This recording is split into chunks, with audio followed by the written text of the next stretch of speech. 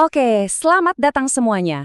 Kali ini kita akan coba membedah salah satu topik yang paling fundamental di dunia teknologi, yaitu organisasi dan arsitektur komputer. Coba dipikirin, kita kan pakai laptop, smartphone, PC, ya hampir setiap saat lah ya, buat ngetik, ngeklik, nonton, macem-macem. Tapi pernah nggak sih kita berhenti sejenak dan bertanya-tanya, sebenarnya apa sih yang terjadi di dalam kotak ajaib ini? Nah, di sini kita akan coba cari tahu jawabannya bareng-bareng. Oke, kita langsung aja ya masuk ke inti permasalahannya. Jadi ada dua istilah nih yang sering banget ketukar, arsitektur sama organisasi. Kedengarannya mah mirip, tapi keduanya ini ngelihat komputer dari sudut pandang yang beda banget. Nah, coba kita lihat perbandingannya. Di sebelah kiri itu arsitektur komputer. Gampangnya gini deh, anggap aja ini tuh apa yang bisa komputer lakuin dari kacamata seorang programmer. Jadi ini ngomongin soal set instruksi, berapa bit datanya, pokoknya hal-hal yang kelihatan dan penting banget buat bikin program jalan. Terus, di sebelah kanan ada organisasi komputer. Nah, ini soal bagaimananya. Gimana caranya semua itu bisa kejadian di dunia nyata. Ini udah urusan hardware, soal sinyal kontrol, antarmuka, teknologi memori, detail-detail yang jujur aja disembunyiin dari programmer. Jadi, poin paling pentingnya tuh gini, arsitektur itu ibaratnya kayak buku panduan buat para programmer. Isinya semua yang mereka wajib tahu buat bikin software yang bisa ngobrol sama hardware secara bener, tanpa perlu pusing mikirin dalemannya kayak gimana. Nah, di sisi lain, organisasi itu lebih kayak blueprintnya para insinyur. Ini soal gimana sih komponen-komponen fisik, kayak chip, kabel-kabel gitu, disusun sedemikian rupa biar bisa ngejalanin semua perintah dari arsitektur tadi. Programmer, wah, mereka nggak perlu tahu detail ginian, yang penting program mereka lancar jaya. Ini nih contoh yang paling gampang kita lihat, keluarga prosesor Intel x86. Semua prosesor dari zaman dulu sampai yang paling baru itu bisa jalanin program yang sama. Kok bisa? Ya karena arsitekturnya sama. Tapi coba bandingin deh performa Core i9 sama Pentium 4. Jauh banget kan? Nah, itu dia. Itu karena organisasinya, desain dalemannya beda total dan terus dikembangin. Oke, sekarang kita udah ngerti kan bedanya? Kita geser dikit ke pertanyaan yang lebih dasar lagi. Sebenarnya, apa sih fungsi utama sebuah komputer? Mau arsitektur atau organisasinya kayak gimana pun, kerjaan utamanya tuh apa?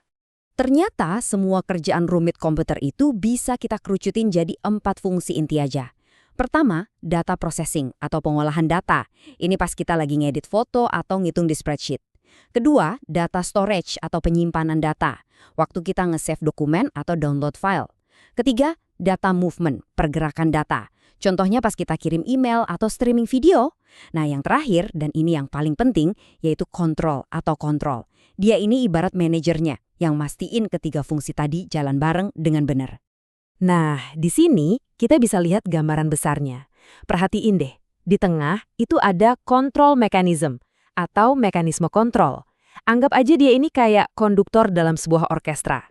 Dialah yang ngatur semuanya, yang ngasih komando kapan data harus diproses, kapan harus disimpan, dan kapan harus dipindahin dari satu tempat ke tempat lain. Coba kita lihat lebih detail ya.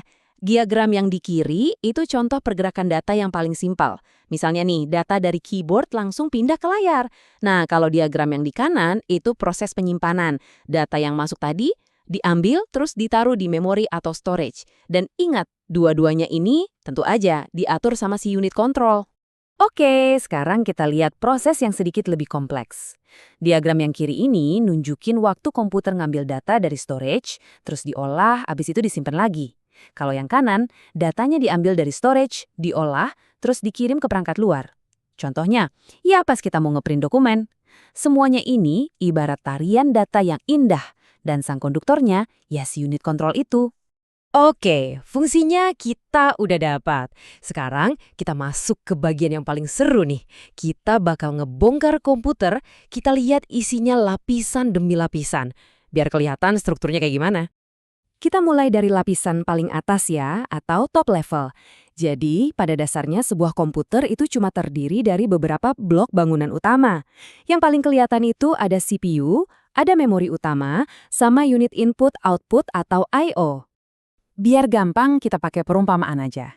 CPU atau Central Processing Unit itu otaknya komputer. Dia yang mikir. Terus memori utama itu meja kerjanya. tempat nyimpen data yang lagi diolah. Nah, I/O atau input-output itu jembatan ke dunia luar, kayak keyboard, mouse, monitor. Terakhir, sistem interconnection, anggap aja ini jalan tol super cepat yang nyambungin mereka semua. Sekarang yuk kita coba zoom in lebih dalam, kita bedah si CPU-nya. Kalau kita buka otaknya ini, kita bakal nemuin beberapa bagian penting di dalamnya. Ada control unit, ALU, sama registers. Nah, apa aja sih tugas mereka? Control unit itu manajernya si CPU. Dia yang ngatur semuanya. Terus, ALU, singkatan dari Arithmetic and Logic Unit, ini ibaratnya kalkulator super canggihnya, dia yang lakuin semua hitung-hitungan. Terakhir, registers. Ini adalah tempat penyimpanan super kecil tapi super ngebut. Tempat CPU nyimpen data yang lagi dia kerjain saat itu juga. Dan kita bahkan bisa menyelam lebih dalam lagi. Si control unit itu sendiri ternyata sistem yang kompleks juga loh. Di dalamnya masih ada lagi bagian-bagian yang lebih kecil, kayak sequencing logic sama kontrol memori. Ini nunjukin betapa dalam dan berlapis-lapisnya struktur sebuah komputer. Oke, jadi apa nih intisari dari semua yang udah kita bahas? Gimana caranya kita bisa ngertiin sesuatu yang kelihatannya rumit banget kayak gini? Jawabannya ada di sini. Kutipan ini ngejelasin semuanya dengan pas.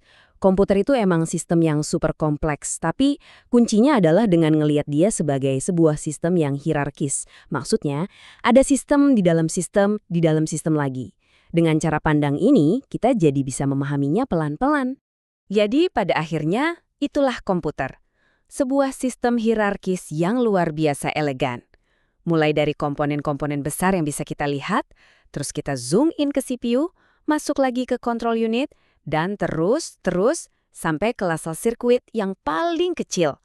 Semuanya tersusun dengan rapi dan punya tugasnya masing-masing. Semoga pembahasan kita kali ini bisa nambah wawasan baru ya tentang mesin canggih yang kita pakai setiap hari ini. Nah, kalau Anda pengen dapat penjelasan-penjelasan mendalam lainnya seputar dunia teknologi dan komputer, jangan lupa langsung aja subscribe channel Giri Purnama Lecturer. Terima kasih banyak.